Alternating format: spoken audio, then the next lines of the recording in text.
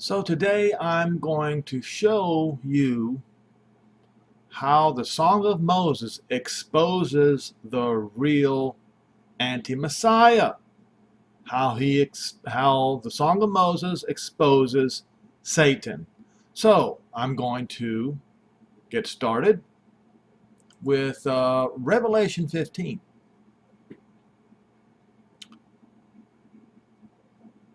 Verse 1, and I saw another sign in heaven, great marvelous, 7 angels having 7 last plagues, for in them is filled up the wrath of not God, not Gut, not some Norse idol, but the Elohim of Israel, Yehovah.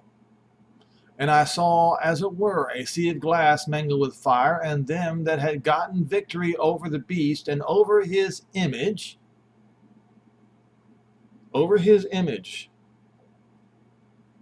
that's 1. Over his mark, that's 2. And over the number of his name.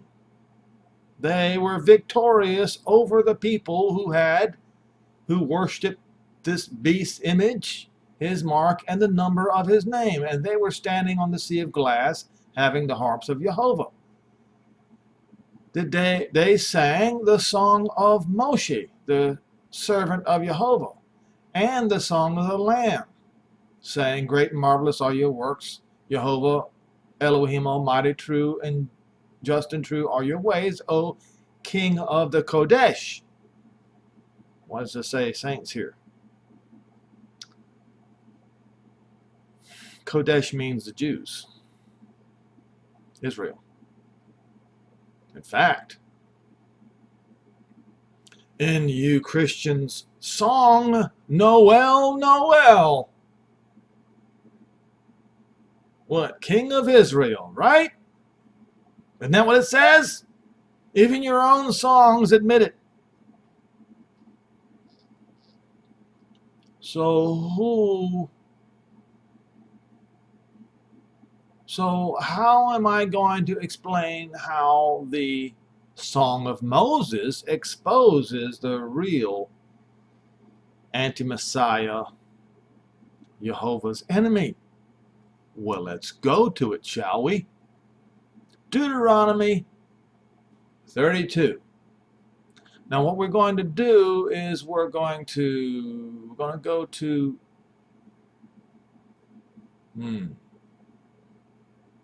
we're going to go to King James Version, but we're going to use Strong's Concordance. And I'm going to show you how King James Version hid the truth from you so you would not know. But I'm going to uncover the truth for you today so that you will know and have no excuses when that time comes. Now, what I want to do in Deuteronomy 31, in Deuteronomy 28, 29, talks about the blessings and the cursings that would come upon Israel. And then Deuteronomy 30 talks about, Moses did, about how he would bring all Israel back home to the Holy Land and circumcise their hearts and put all these curses upon Israel's enemy. It's written right here. See? Right?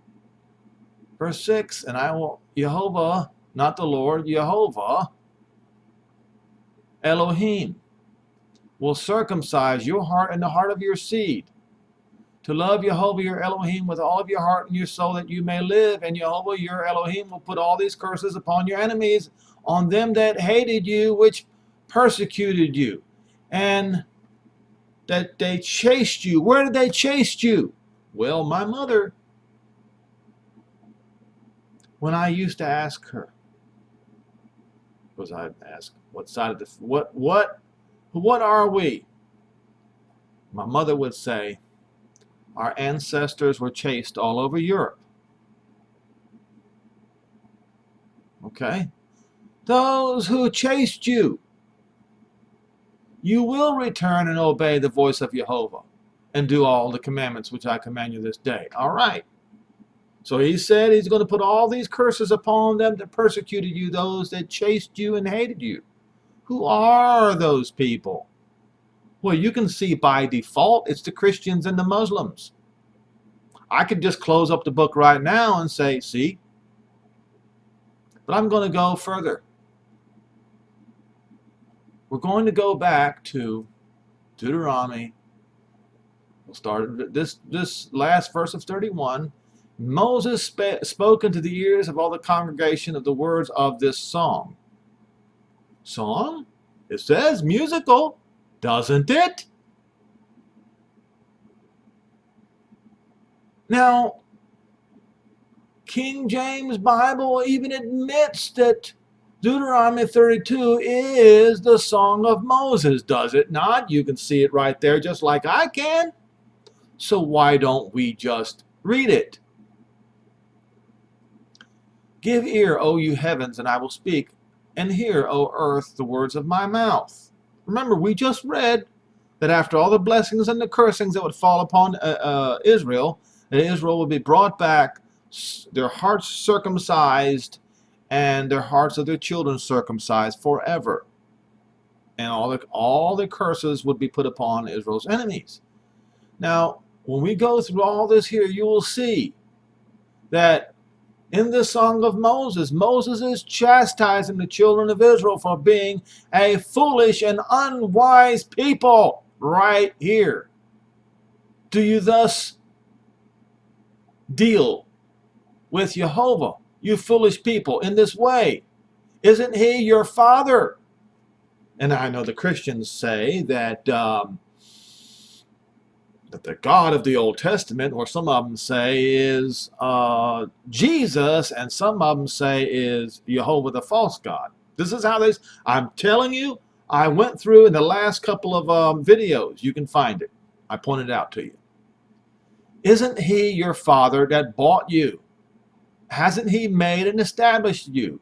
Remember the days of old. Consider the years of many generations. Ask your father, and he will show you, and your elders, they will tell you that when the Most High, that's Yehovah, that's the Father, divided the Gentiles, their inheritance, when he separated the sons of Adam, he set the boundaries of the people, that would be the people of Israel, according to, he set the boundaries of the Gentiles according to the number of the children of Israel. Let's read it again. When the Most High divided the nations, their inheritance. That's the Goi. The nations, the people of the Goi, their inheritance. He separated the sons of Adam. He set the boundaries of those people according to the number of the children of Israel. Why?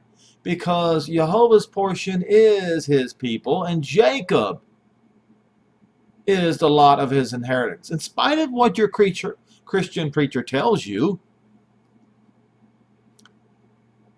and in this particular chapter, Moses, in this song, is chiding Israel for doing what is wrong. And Yehovah is expressing this through Moses in this song. So listen carefully. He found Israel in a desert land, in the waste of howling wilderness. He led him about. He instructed him. He kept him as the apple of his eye. Like an eagle stirs up her nest, fluttering over her young, spreading abroad her wings, taking them and bearing them on her wings. Yehovah alone. There was nobody else. Yet your preacher tells you that there were. Yehovah the Father, all by himself, led them there, and there was no strange idol there. It was only Yehovah. There was no other.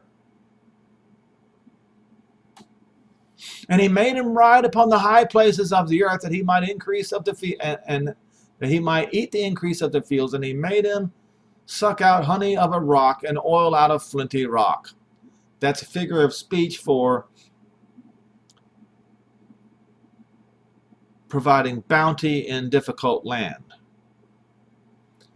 But Yeshurun, not Jeshurun, Yeshurun, grew fat and kicked. What is Yeshurun?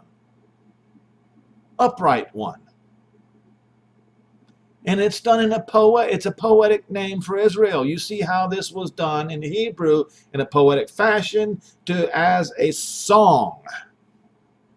Yeshurun grew fat and kicked. You are waxen fat. You are grown thick. You are covered with fatness. And then he forsook Elohah. That's the real Yehovah, who made him, and he lightly esteemed the rock of his salvation. So who's the rock of Israel's salvation? Yehovah. They provoked him to jealousy with another abomination, and provoked him to anger. They sacrificed unto demons,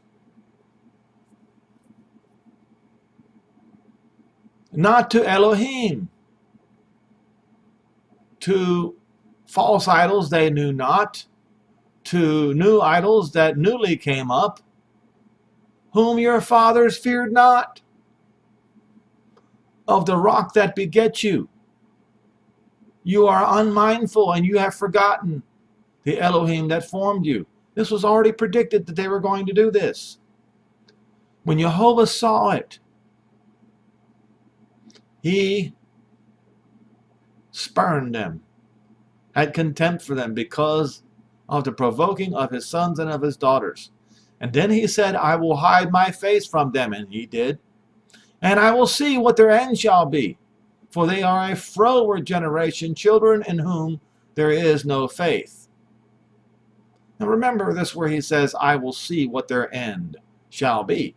They have moved me to jealousy with things that are not Elohim, for they have provoked me to anger with their vanities, and I will move them to jealousy.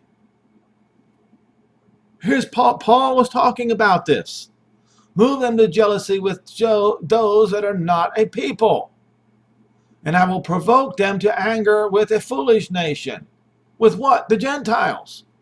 So the Gentiles, some Gentiles were grafted in to make Israel jealous.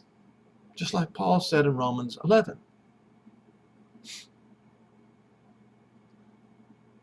Because a fire is kindled in my anger, and shall burn unto the lowest hell, and shall consume the earth and all her increase, and is set afire on the foundations of the mountain.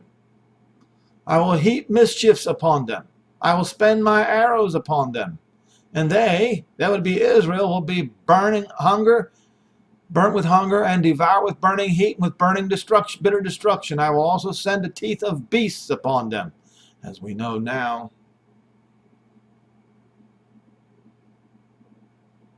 What we just read in Revelation 15 was what he was talking about. Beasts upon them, and the poison of serpent of the dust. The sword without and terror within shall destroy both young man and the virgin, and the suckling also, and the men of gray hairs. I said I would scatter them into the four corners of the earth.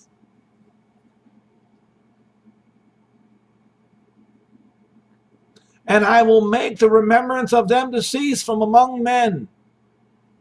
And it happened. Yes, it did. Hadrian, calling the land of Israel Palestine. It happened.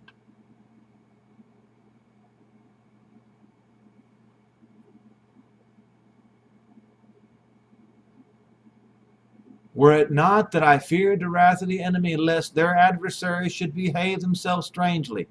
Well, let's see what it really says. Except abide vexation, or except the wrath of the enemy continued to abide, and the adversary recognize and to say, our hand is high and Yehovah has not. Or it says, do make. Or they might say, Yehovah has made us spiritual Israel now, you see.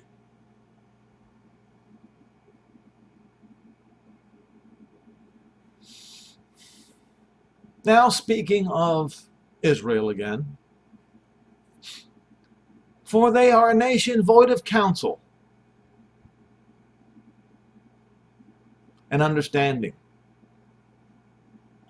Oh, that they were wise, that they would understand, that they would consider the after part.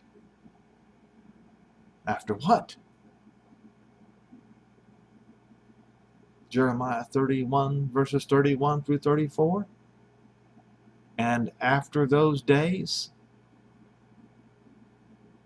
you ought to read it.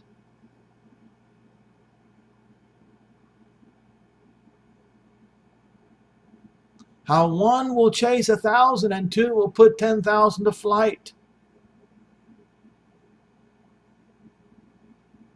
Their rock, except their rock had sold them and Yehovah had shut them up.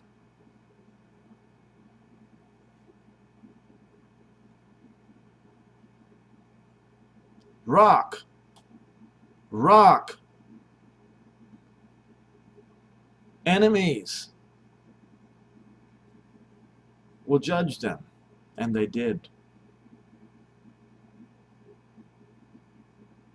We just read in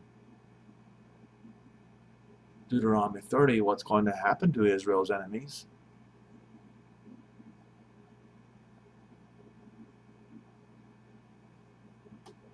Their vine is the vine of Sodom, and the fields of Gomorrah. Their grapes and the grapes of gall, their clusters are bitter. Their wine is the poison of dragons, and the cruel venom of asps. Is not this laid up in store, and sealed up among my treasures? To me belongs vengeance and recompense. Their foot shall slide in due time, for the day of their calamity is at hand, and the things that shall come upon them will happen quickly. For Yehovah will judge his people first. This makes it, folks, please use the brain that Yehovah gave you and read this using Strong's Concordance. He is going to judge his people first and then repent himself for his servants' sakes. What servants? Abraham, Isaac, and Jacob.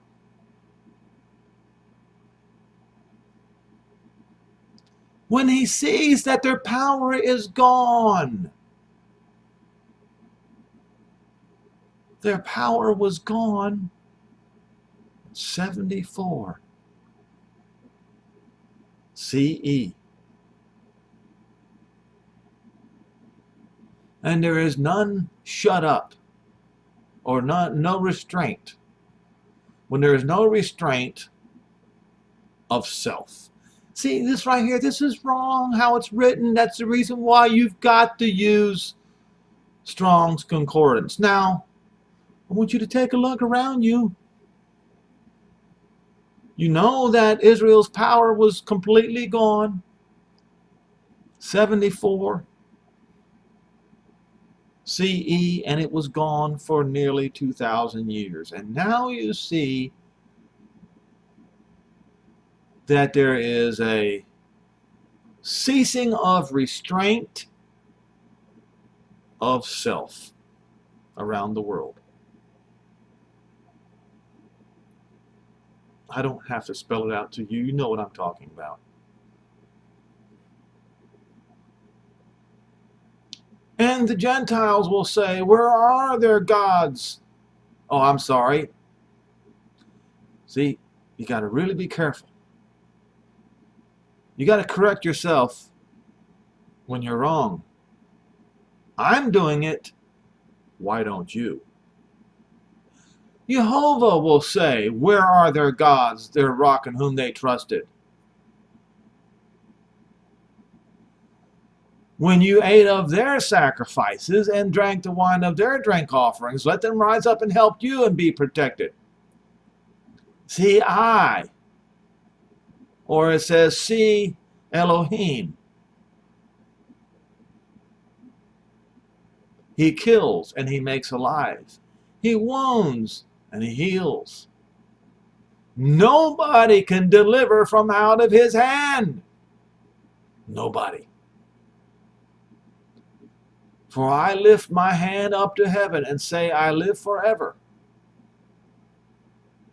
And then he's going to whet his glittering sword, and his hand will take hold on judgment. And I will render vengeance to my enemies. What does Satan mean? It means adversary. What then also this word Tsar? Tsar? Caesar! Let me show you something. You see that word right there? Tsar. Let me show you something.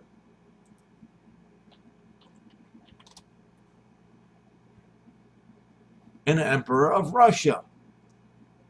But what is the original translation? See, right here. Caesar! Caesar! Means adversary.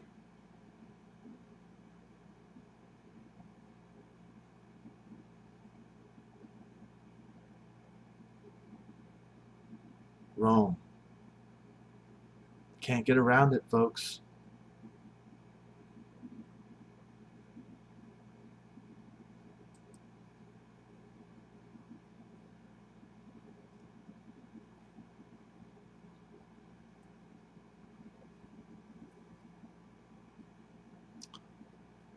So, while we're here looking at this word, Caesar, Tsar, Satan definition.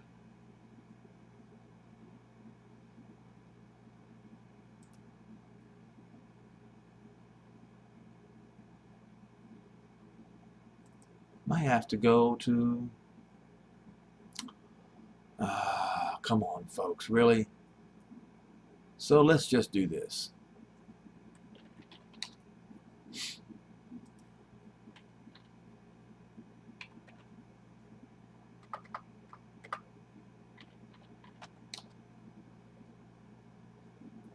All right.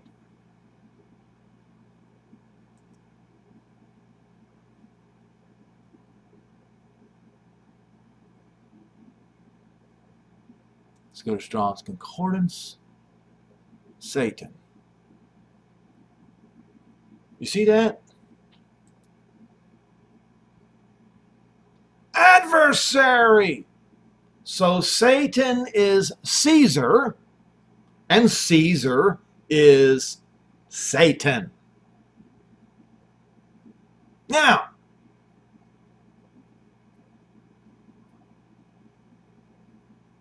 let us look at this. Imperial seat of the Caesars.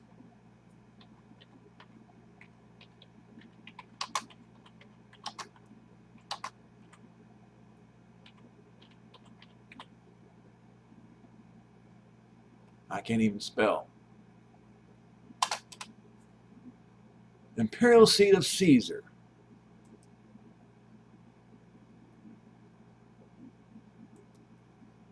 Watch this.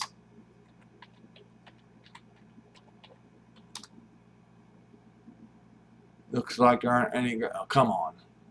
Imperial, not seal. Seat.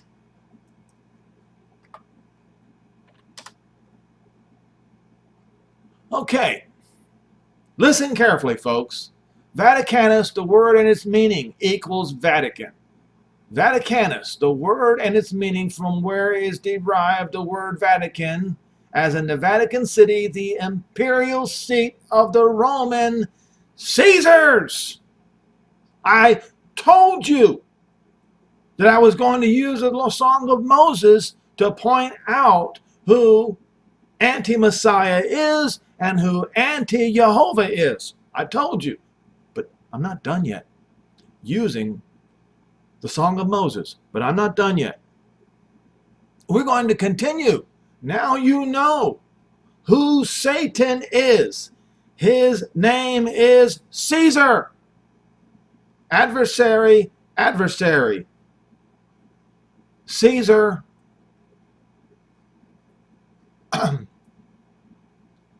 Satan. Satan and Caesar is essentially the same name.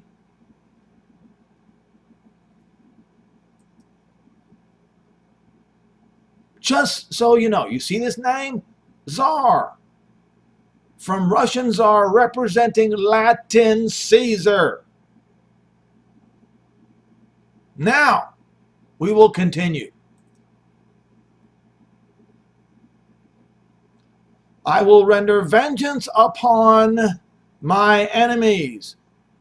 Satan, Caesar, the king of Rome, and will reward them that hate me. I will make my arrows drunk with blood, and my sword shall devour flesh, and them the blood of the slain of the captains from the beginning of the revenges. Or, oh, wait a minute, beginning of the leaders. Or maybe beginning with the leaders of my enemy. Oh, let's do this. Let's look at this again. I will make my arrows drunk with blood. My sword will eat flesh. And the blood of the slain of all the captives, or captivity. Now it says head. It could mean beginning. Head of the leaders of the enemy. Oh, the head of the leaders of the enemy. Let's continue.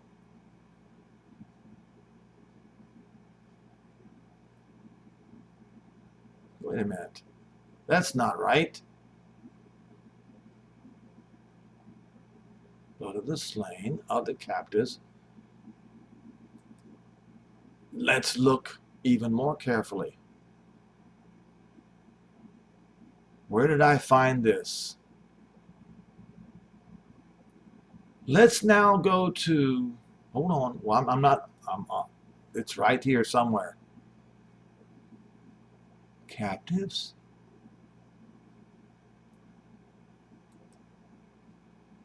Perhaps leader. Oh, here we go. It was so well hidden, wasn't it? Look, look, look. Long-haired.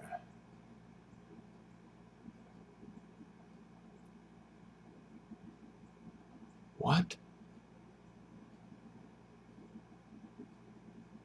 Am I out of bounds here? Let's read it again. I will make my arrows drunk with blood, and my sword will devour much flesh, and blood of the slain, of the captives, the head, long hair, enemy. All right, okay. So let's do this then.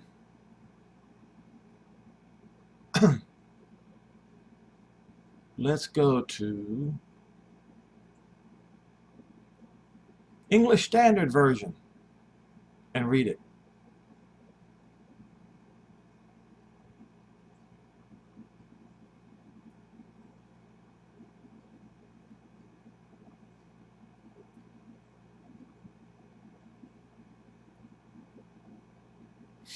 Verse 42, I will make my arrows drunk with blood, and my sword shall devour flesh. with the blood of the slain of the captives from the long-haired head, it should be singular, of the enemy. What long-haired head?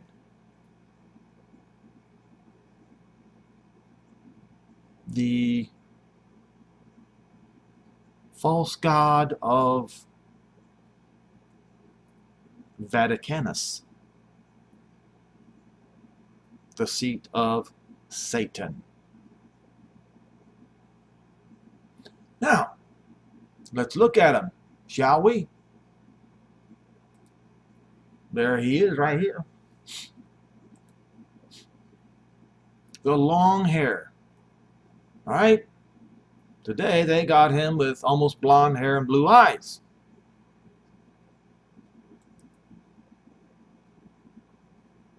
Let's go look at a picture. Let's just do this.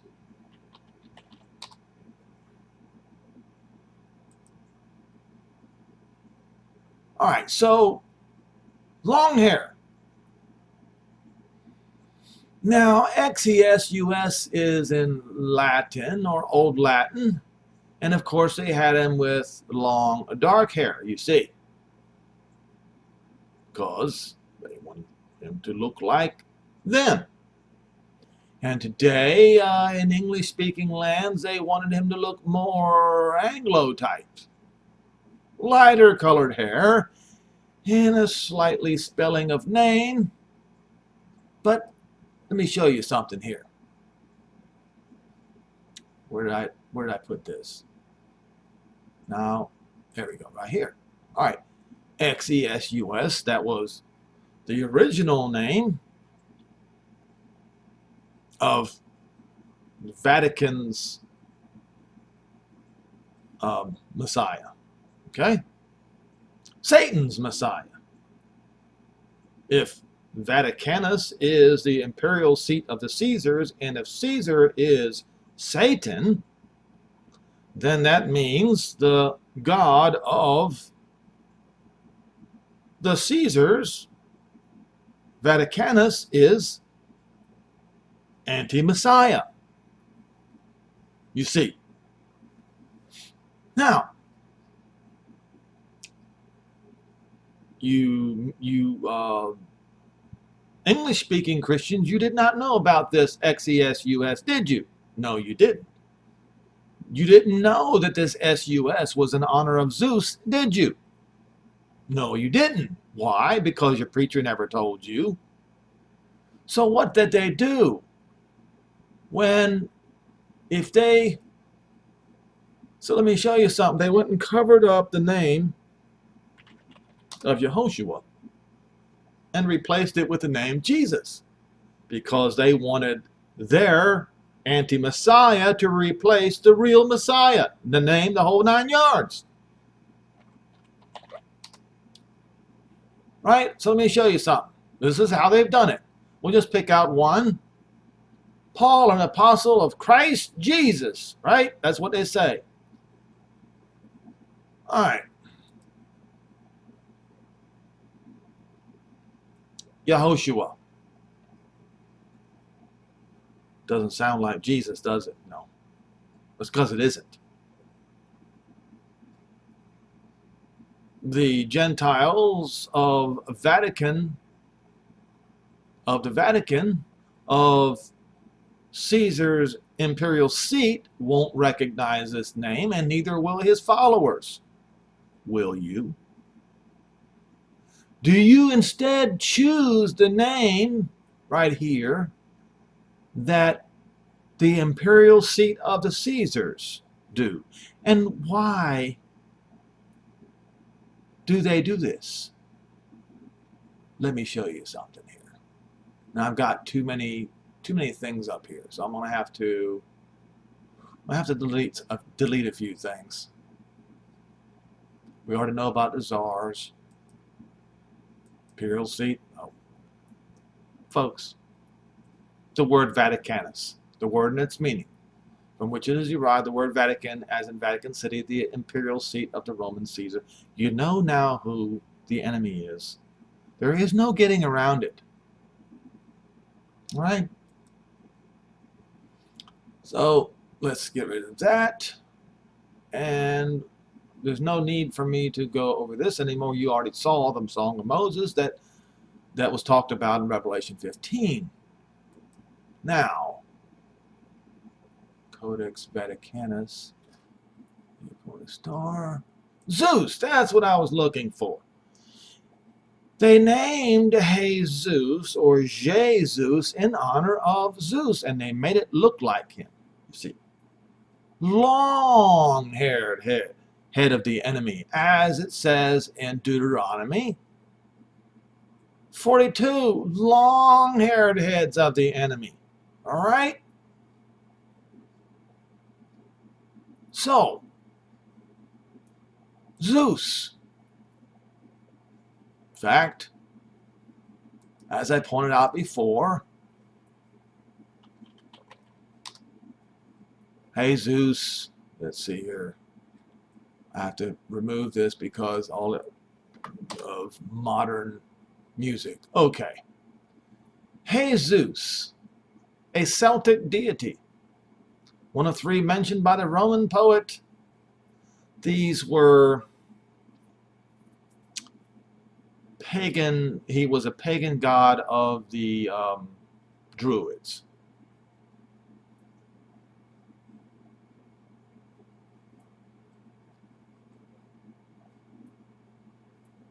All right. And of course, the Romans adopted this particular false god because it sounded like Jesus, the false god of the Greeks. Okay. Druids.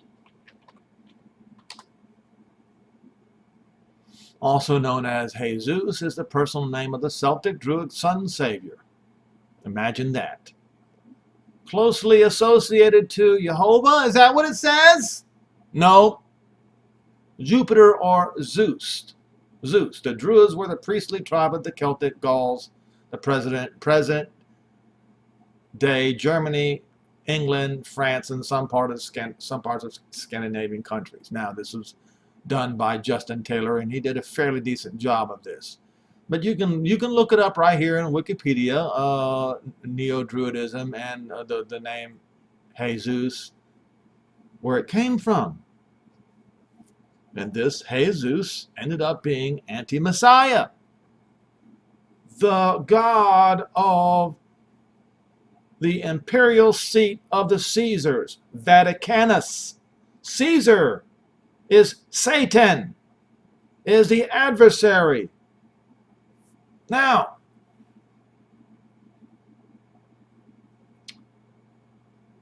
a pointed star of Ishtar.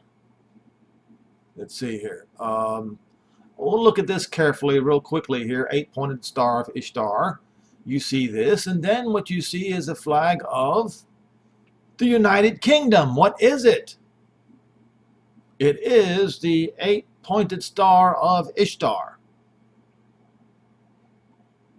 All right? Now, yes, I know. It's the Scottish star and the English star put together, or the English cross. How do I say this? It's the Scottish cross of the Catholics and the English cross of the Protestants put together. That's what it is. But it's still the 8-pointed star. The star of Ishtar. The star of Iana is, or Diana, is a symbol of the ancient Sumerian goddess Diana and her East Semitic counterpart Ishtar. Idolatrous symbols, folks. And where else do we see it? We see it as the Nativity Star. That's right, the star of Christmas. And then you have the audacity to call the shield of David the star of Molech. Unbelievable. Okay. Get rid of Zeus. Please don't forget, look what we have here. We have the mark of the beast. We have XUXES, the number of his name. That's the number of his name. Chi, no, it's Ji, Chi, stigma. That is the number of his name. Now, of course, you can see it on the same thing on the Muslims. Right here. They do it too. Why? Because the Muslims are a Protestant group of Christians, is what they are. Right here, Codex Vaticanus AD 350. And you can see it. You can see these symbols at the Vatican to this day. And of course, this is the mark of the beast, and the whole thing is that this 3 numbers is the number of his name. Now, let's see. Just type in on your Google Ash Wednesday. Type that in, right? And what do you see? You see the mark of the beast on somebody's forehead. Don't you?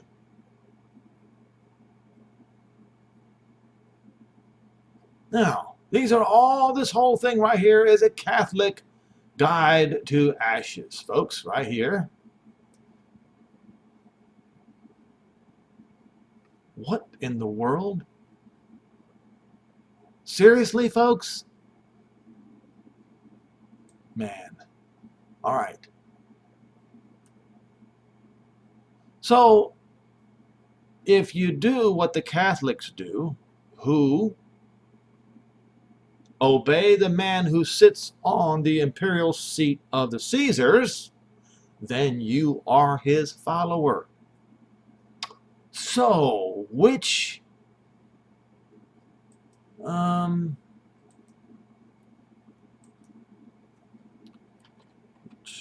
denominations Ash Wednesday?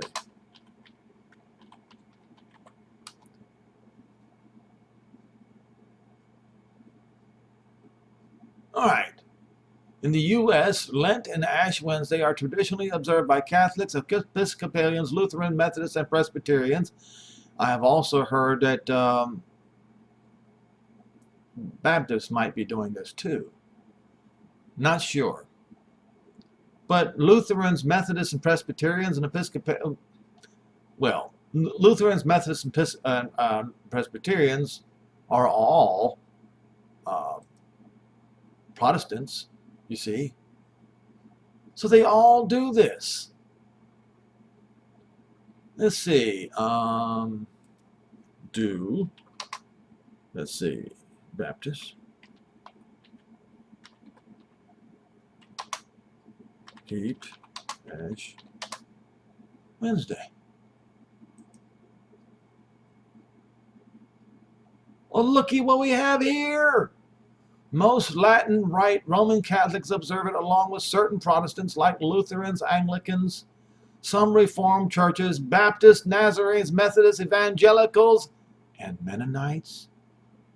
Now, that's the first I've heard of this. Now, the Mennonites that I know don't do this. But there are so many versions of Mennonite out there, there's no telling. The Moravian Church, the Wesleyan Church, Metropolitan community churches all observe Ash Wednesday, so they're all a bunch of Catholics and they all worship Satan. I'm just telling you, folks. You heard it here. I spelled it out for you.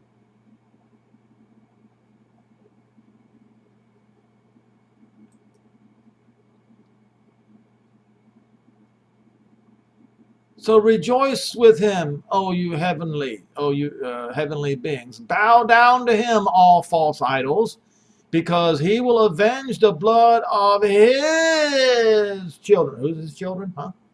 What did we just say? What did we just read about the people of Israel being the apple of his eye? What did we just read about that? It was right here, didn't we? Because he's going to avenge the blood of his children and take vengeance upon those adversaries. And he will pay back those who hate him and cleanse his people's land. He's going to remove all those crosses. He's going to remove the Catholics, the Protestants, and all those nasty people and the Muslims out of that land and bring his people back. And Moses came and recited all the words of the song in the hearing of the people. He and Yehoshua, not Joshua, the son of Nun. And when Moses had finished speaking all these words to all Israel, he said to them, take to heart all the words by which I am warning you today. All right. I agree with Moshe. I am taking heart to all those words right here, every single one of them. I hope you do too.